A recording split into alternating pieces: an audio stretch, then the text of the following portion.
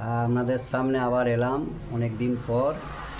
আজকে একটা গ্রাম বাংলার লোকগীতি শোনাচ্ছি, আপনারা শুনুন।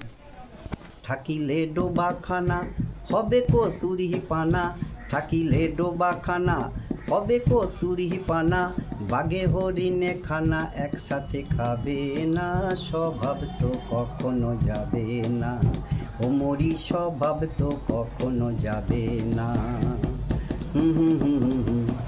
জলের ধারা যেমন তারা নিম্ন দিকে ধাই, আগুনেরই স্বভাব যেমন সব কিছু পোড়ায়।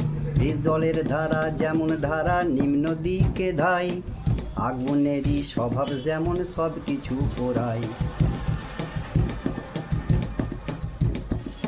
ছাড় পোকারি স্বভাব যেমন রক্ত শুষে খায়, ছাড় পোকারি স্বভাব যেমন রক্ত শুষে খায়, থাকে না রাখিলে বস্তু কাটে ওই পোকায়।